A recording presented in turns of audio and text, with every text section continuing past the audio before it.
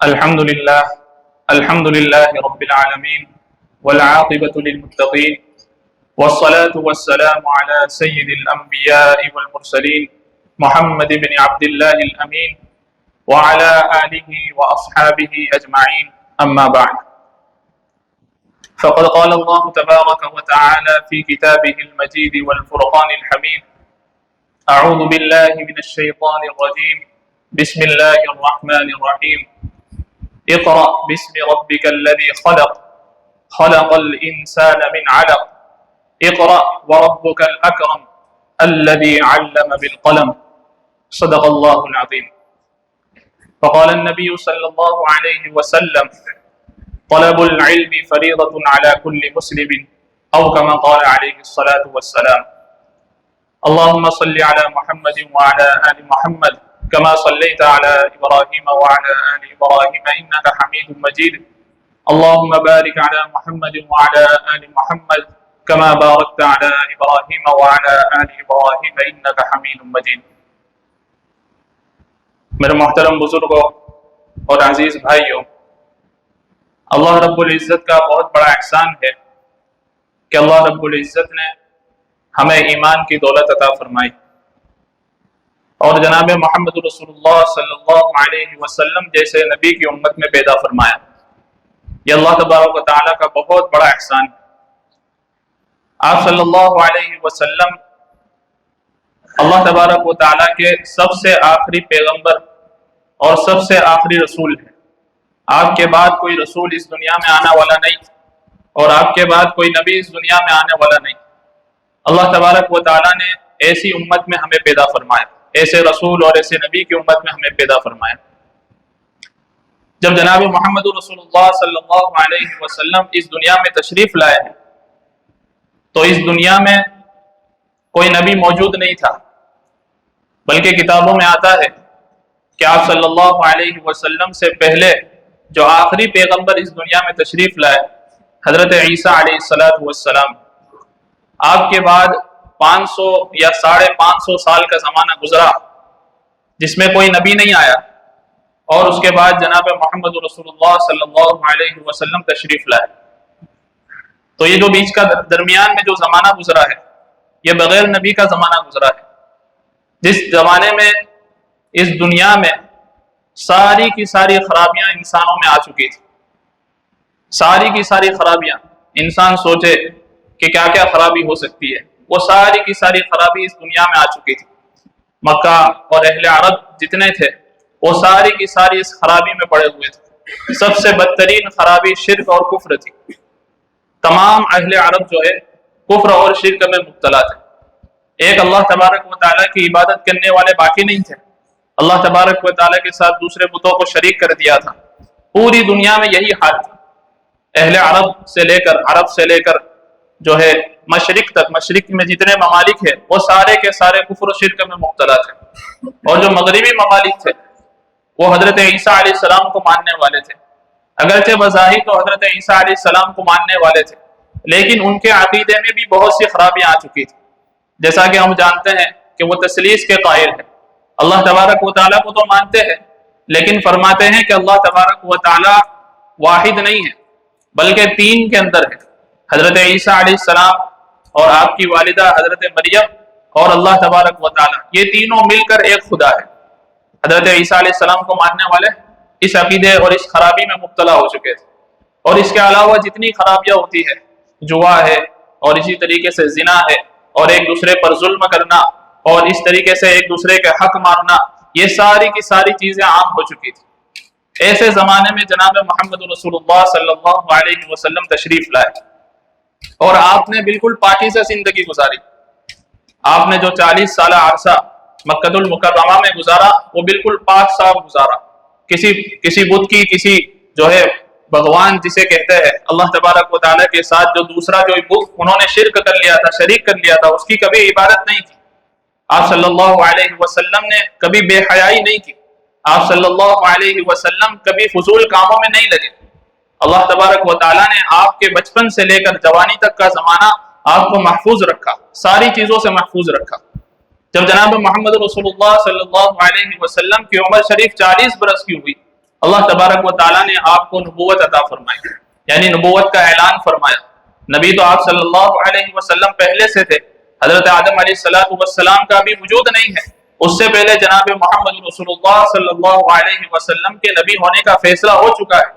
آپ ہی کے صدقے طفیل میں اس پوری دنیا کو وجود ملا ہے، لیکن بظاہری طور پر دنیا والوں کے سامنے 40 سال کی عمر میں آپ صلی اللہ علیہ وسلم کی بعثت ہوئی۔ تو یہ سارا جو پس منظر میں نے بتایا، تو اس پس منظر میں اگر ایک عقل رکھنے والا سوچے کہ اس پس منظر میں پہلی وحی کیا ہونی چاہیے، اس پس منظر میں جیسا کہ میں نے کہا تھا کہ کفر و شرک میں مبتلا ہے، زناکاری میں مبتلا ہے، بے حیائیوں میں مبتلا ہے، ایک دوسرے پر ظلم کرنے میں، ایک دوسرے کا حق دبانے کے اندر مبتلا ہے۔ تو یہ ساری چیزوں کو دیکھتے ہوئے اگر کوئی انسان سوچے تو پہلی وحی کیا ہونی چاہیے تھی؟ یا تو یہ ہونی چاہیے تھی کہ ظلم نہ کیا جائے، یا یہ ہونی چاہیے تھی کہ بے حیائی سے روکو۔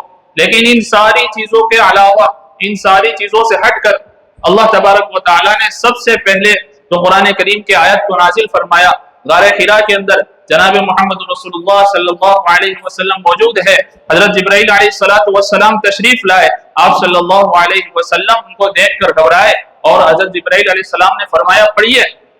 جناب محمد رسول اللہ صلی اللہ علیہ وسلم نے فرمایا میں تو امی ہوں، میں تو ان پڑھ ہوں، پڑھنا نہیں جانتا۔ روایتوں میں آتا ہے کہ حضرت جبرائیل علیہ السلام نے آپ کو پکڑ کر دبایا، آپ کو اپنے سینے سے لگا کر دبایا، اور پھر فرمایا پڑھیے۔ آپ صلی اللہ علیہ وسلم نے پھر وہی جواب دیا کہ میں تو امی ہوں، میں پڑھنا لکھنا نہیں جانتا، کیسے پڑھ سکتا ہوں۔ اسی طریقے سے جناب جبرائیل علیہ السلام نے 3 مرتبہ حضرت محمد رسول اللہ صلی اللہ علیہ وسلم کو اپنے سینے سے لگایا اور ان کو دبایا، اور پھر تیسری مرتبہ فرمایا کہ اقرأ بسم ربک الذی خلق، کہ پڑھیے اپنے پروردگار کے نام سے جس نے اس ساری کائنات کو وجود بخشا، اس ساری کائنات میں جو چیزیں موجود ہیں ان کو بنایا۔ آپ صلی اللہ علیہ وسلم اللہ تبارک و تعالیٰ کے فضل و کرم سے پڑھنے لگے، اقرأ بسم ربک الذی خلق خلق الانسان من علق اقرأ وربک الاکرم الذی علم بالقلم۔ یہ پہلی وحی غار حرا کے اندر جناب محمد رسول اللہ صلی اللہ علیہ وسلم پر نازل ہوئی۔ میرے بزرگوں اور میرے عزیزوں، یہ بیان کرنے کا مقصد یہ ہے کہ سارا پس منظر جو میں نے بیان کیا، اس کے باوجود اللہ تبارک و تعالیٰ نے پہلی وحی نازل فرمائی اقرأ، کہ پڑھیے، علم حاصل کیجئے، اپنے اندر جانکاری کو حاصل کیجئے، امی اور اسی طریقے سے ان پڑھ مت رہیے۔ آج ہم دیکھتے ہیں ہمارے مسلمانوں کا حال کہ تعلیمی لائن سے بالکل کورے ہیں، تعلیمی لائن میں بالکل نہ ان کی کوئی دلچسپی ہے، نہ اس کے اندر کوشش کرتے ہیں۔ ہم جو دیکھتے ہیں ہم سب جانتے ہیں ہمارے معاشرے کا حال کہ انسان جب کسی کے یہاں بچہ پیدا ہوتا ہے تو جو رسمی طور پر ڈالا جاتا ہے اس کو مکتب کے اندر ڈال دیا جاتا ہے، اسی طریقے سے دنیاوی تعلیم کے لیے اس کو اسکول میں ڈال دیا جاتا ہے، پھر وہ اسکول میں پڑھتا ہے، اسی طریقے سے مدرسے میں پڑھتا ہے، اور قرآن کریم کو ناظرہ پڑھتا ہے، اس کے بعد چھوڑ دیتے ہیں۔ اسی طریقے سے کتنے ایسے بچے ہوتے ہیں جو ناظرہ نہیں پڑھ پاتے، اس سے پہلے چھوڑ دیتے ہیں۔ اور جو عصری تعلیم ہے، جو دنیاوی تعلیم ہے، اس کے اندر بھی ہم دیکھتے ہیں کہ کوئی بچہ ہے اگر ہوشیار ہے تو 10ویں پڑھتا ہے، پھر 12ویں پڑھتا ہے، پھر کالج پڑھتا ہے، اس کو چھوڑ دیتا ہے۔ اسی طریقے سے جو ہوشیار نہیں ہے، جن کا ذہن تھوڑا کم ہے، ان کو بھی دیکھا جاتا ہے کہ 8ویں 9ویں کلاس میں جب فیل ہوتے ہیں تو پھر تعلیم کو چھوڑ دیا جاتا ہے۔ تو مسلمانوں کے اندر تعلیم کی جو ہے بالکل کمی ہے، اور اس کی طرف کوئی توجہ بھی نہیں ہے۔ حالانکہ اللہ تبارک و تعالیٰ نے ایسے ماحول میں جبکہ بے حیائی پھیلی ہوئی ہے، جبکہ کفر و شرک پھیلا ہوا ہے، ساری کی ساری خرابیاں دنیا میں موجود ہے، اہل عرب کے اندر موجود ہے، لیکن پھر بھی یہ ساری چیزوں کو چھوڑ کر اللہ تبارک و تعالیٰ نے پہلی وحی نازل فرمائی اقرأ، کہ پڑھیے، اپنے اندر علم حاصل کیجئے، علم حاصل کرنے کا جذبہ پیدا کیجئے۔ یہ اللہ تبارک و تعالیٰ نے اس سب سے پہلی وحی نازل فرمائی، اور علماء نے اس کی وجہ لکھی ہے کہ دنیا میں جتنی خرابیاں پھیلی ہوئی ہے اور معاشرے میں جتنی خرابیاں پھیلی ہوئی ہے، اگر ایک ایک خرابی کو روکا جائے تو کچھ ممکن حد تک تو کامیابی ہو سکتی ہے، لیکن مکمل طور پر کامیابی نہیں ہو سکتی۔ مکمل طور پر پورا معاشرہ صحیح نہیں ہو سکتا جب تک کہ تعلیم حاصل نہ ہو۔ اور علماء نے اس کی مثال بھی لکھی ہے کہ اگر کسی درخت کو کاٹنا ہے، وہاں سے ہٹانا ہے، تو اس کی ڈالی کو اور اس کے پتوں کو کاٹنے سے کچھ نہیں ہونے والا، بلکہ اس کی جڑوں کو ختم کرنا پڑے گا۔ اسی طریقے سے اگر معاشرے میں اصلاح پیدا کرنی ہے، ہمارے اندر تبدیلی لانی ہے، تو اس کی جو سب سے اصل جڑ ہے وہ علم ہے۔ کہ انسان کے اندر علم آئے گا تو ساری کی ساری چیزیں تبدیل ہونا شروع ہو جائے گی۔ انسان جب علم حاصل کرے گا تو اس کو کسی کے کہنے کی ضرورت نہیں پڑے گی، اس کو تقریر اور وعظ کی ضرورت نہیں پڑے گی، بلکہ خود علم حاصل کرے گا، خود پڑھے گا، خود پڑھتا جائے گا، عقل آتی جائے گی اور انسان کی زندگی بالکل صحیح سالم ہوتی جائے گی۔ تو اپنے اندر علم حاصل کرنے کا جذبہ رکھیے۔ جناب محمد رسول اللہ صلی اللہ علیہ وسلم جب مدینہ المنورہ تشریف لے گئے تو وہاں پر جانے کے بعد اللہ تبارک و تعالیٰ نے جہاد کا حکم فرمایا، کفار سے لڑنے کا حکم فرمایا۔ تو جو مشہور لڑائی ہے بدر کی لڑائی، اس کے اندر ہم جانتے ہیں کہ پہلے 3 صحابی نکلے اور سارے واقعات مشہور ہے کہ بدر کی لڑائی میں 300 صحابہ تھے، بعض روایت میں 313، بعض کے اندر 310، یہ سارے صحابہ کی تعداد ہے اور سامنے کفار کی تعداد 1000 ہے۔ پھر بھی اللہ تبارک و تعالیٰ نے مسلمانوں کو جو ہے فتح عطا فرمائی اور کفار کو شکست ہوئی۔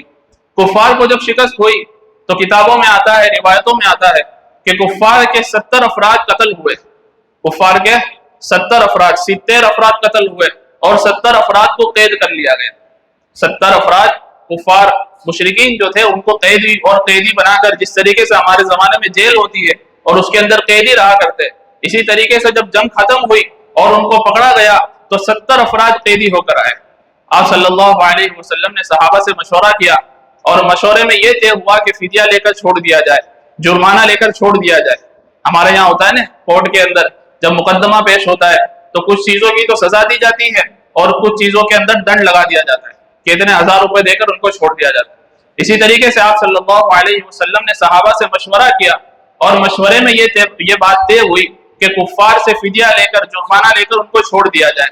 چنانچہ جو مالدار تھے، جن کے پاس مال و دولت مکہ میں موجود تھا یا ساتھ موجود تھا، ان کو تو فدیہ لے کر چھوڑ دیا، لیکن کچھ ایسے لوگ تھے جن کے پاس مال نہیں تھا لیکن ان کو پڑھنا لکھنا آتا تھا۔ آپ صلی اللہ علیہ وسلم نے ان کے ذمے یہ ذمہ داری رکھی کہ وہ مسلمانوں کو پڑھائے، مسلمانوں کے بچوں کو پڑھائے، مسلمانوں کے نوجوانوں کو پڑھائے۔ غور و فکر کرنے کی بات ہے کہ سب سے پہلا معرکہ ہے اور اللہ تبارک و تعالیٰ نے مسلمانوں کو فتح عطا فرمائی ہے۔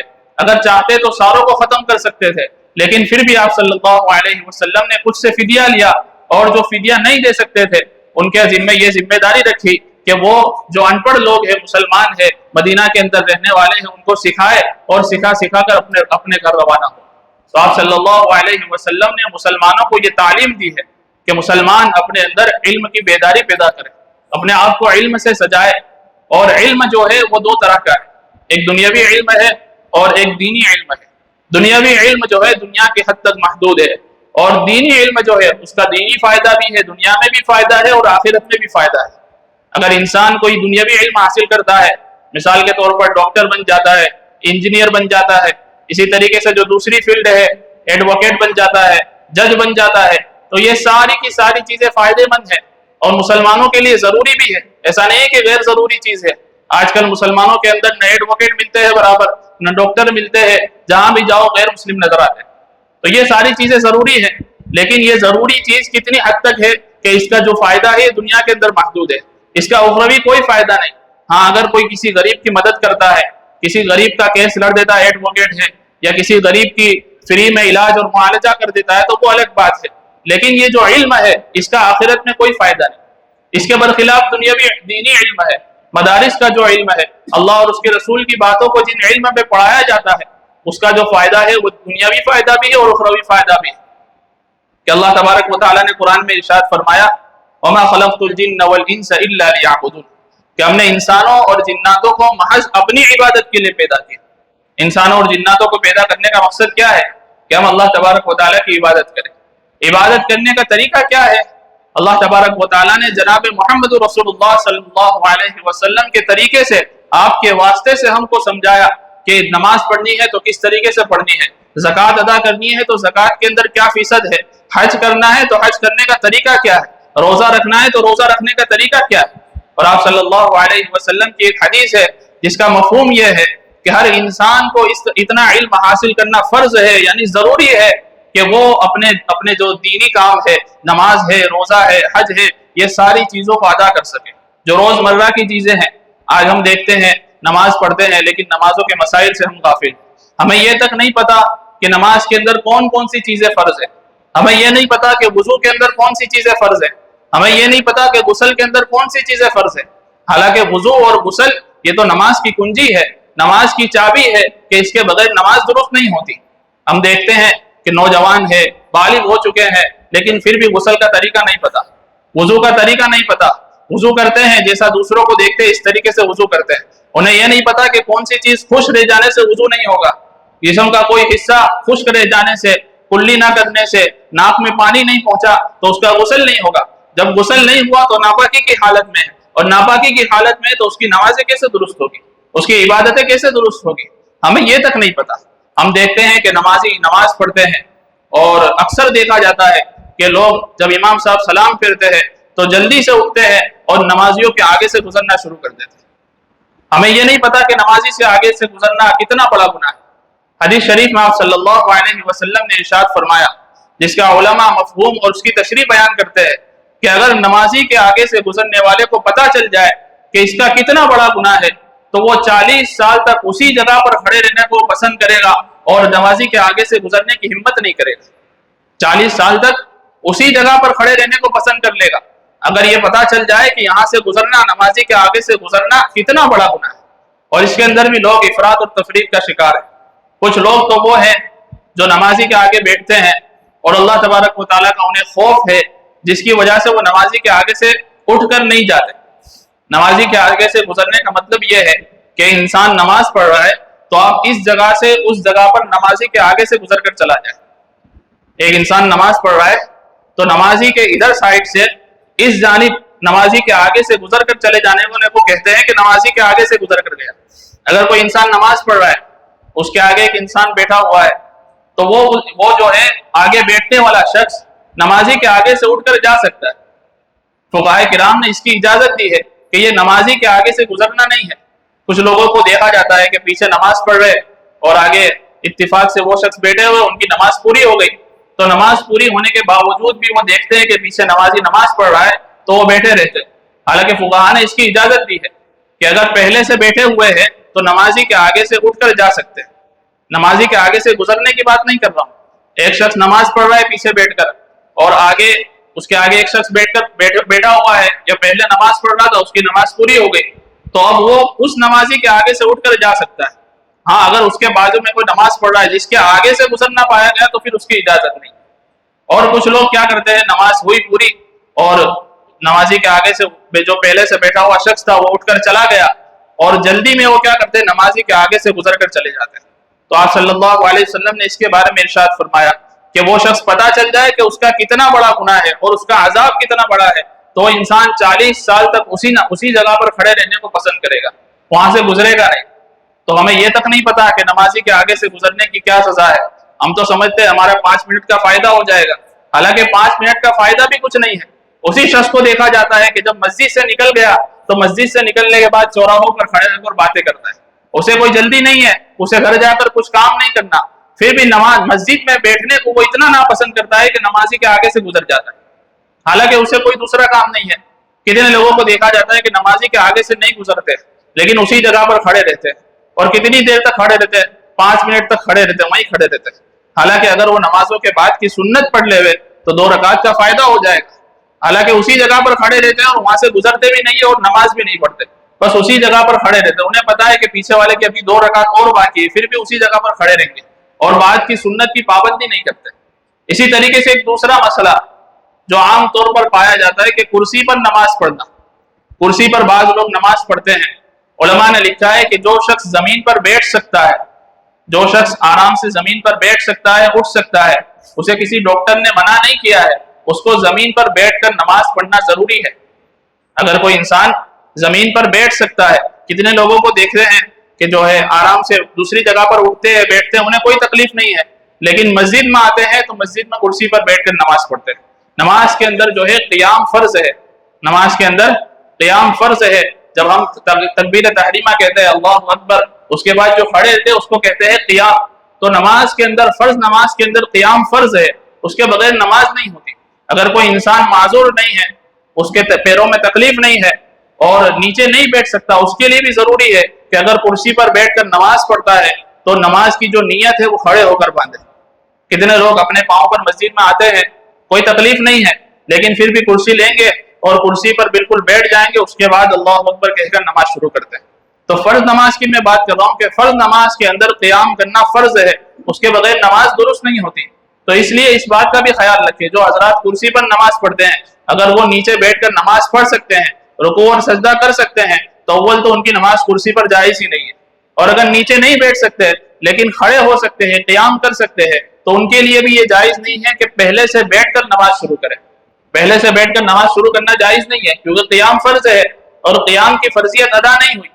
اس لیے جو لوگ اپنے پیروں پر کھڑے ہو سکتے ہیں ان کے لیے ضروری ہے کہ پہلے کھڑے ہو کر نیت باندھیں، اور اگر وہ ہر بار کرسی سے کھڑے ہو سکتے ہیں، کرسی سے کھڑے ہونے میں کوئی تکلیف نہیں ہے، تو ان کے لیے بہتر یہ ہے کہ ہر رکعت میں کھڑے ہو جائے، رکوع بھی کریں اور رکوع کے بعد سجدہ، امام صاحب سجدے میں جائے اس وقت کرسی پر بیٹھ کر سجدہ کریں۔ اس بات کا بھی خیال رکھیں۔ اور اسی طریقے سے کچھ لوگوں کو دیکھا جاتا ہے کہ وہ بیٹھ کر سجدہ تو کر سکتے ہیں، اسی طریقے سے بیٹھ کر رکوع کر سکتے ہیں، نماز کے اندر زمین پر بیٹھ کر رکوع اور سجدہ کر سکتے ہیں، چاہے تو پیر پھیلا کر سکتے ہیں یا پلاٹھی بال کر بیٹھ کر سجدہ کر سکتے ہیں، لیکن پھر بھی وہ کرسی پر بیٹھ کر نماز پڑھتے ہیں۔ تو ان کے لیے بھی بہتر یہ ہے کہ نیچے بیٹھ کر نماز پڑھے، کرسی پر بیٹھ کر نماز نہ پڑھے۔ کرسی پر بیٹھ کر نماز پڑھنا اس کے لیے جائز ہے جو بالکل زمین پر بیٹھ ہی نہیں سکتا، یا زمین پر بیٹھ سکتا ہے تو اس کو بار بار اٹھنے سے ڈاکٹر نے منع کیا ہے کہ بار بار اٹھو گے آپ کی تکلیف بڑھ جائے گی، تو اس کے لیے بہتر یہ ہے کہ کرسی پر نماز پڑھے۔ لیکن کرسی پر جو قیام ہے وہ کھڑے ہونے کی حالت میں کرے، کھڑے ہو کر نماز شروع کرے، اور اگر رکوع کر سکتا ہے تو رکوع بھی کھڑے ہونے کی حالت میں کرے، اور اس کے بعد جب سجدے میں جائے تو اس وقت کرسی پر بیٹھ جائے اور اپنا سجدہ ادا کرے۔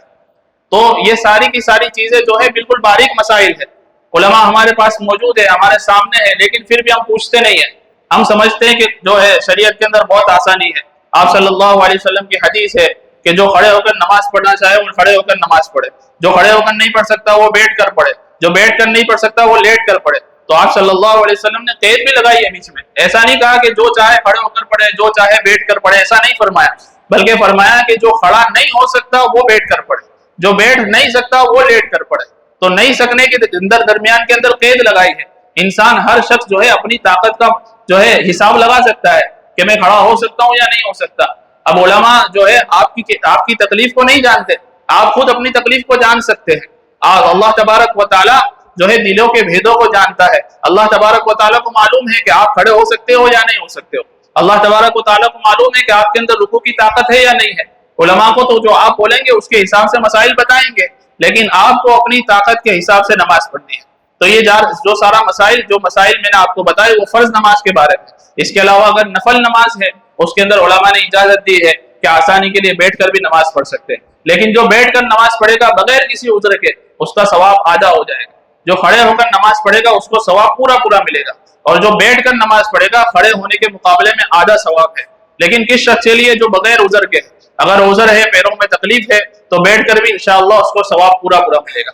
تو یہ جو ہے ضروری مسائل ہے، ہمیں ضروری مسائل کو جاننا ہے۔ علماء ہمارے سامنے موجود ہے، پھر بھی ہم اپنی منمانی کرتے ہیں۔ ہم سمجھتے ہیں کہ جو شریعت ہے یہ تو بالکل کھیل ہے، شریعت جو ہے بالکل معمولی چیز ہے، ہم ایسا سمجھتے ہیں۔ حالانکہ شریعت جو ہے اسی کے اوپر ہماری آخرت کی کامیابی جو ہے اسی کے اوپر موقوف ہے۔ اگر ہم نے صحیح عمل کیا اور اس علماء سے پوچھ کر عمل کیا تو ہماری آخرت بھی بنے گی اور دنیا بھی بنے گی، اور اگر ہم نے اپنی منمانی کی تو پھر آخرت کے اندر سوال ہوگا کہ تمہارے سامنے علماء موجود تھے، فلاں جو صاحب تھے آپ کی بستی میں رہتے تھے، تو تم نے اس کو مسئلہ کیوں نہیں پوچھا؟ ایسا نہیں ہے، بالکل چھوٹ نہیں ہے، بلکہ اپنی طاقت کے بقدر عمل کرنا ہے۔ اللہ تبارک و تعالی عمل کی توفیق عطا فرمائے۔ وآخر دعوانا الحمد للہ رب العالمین۔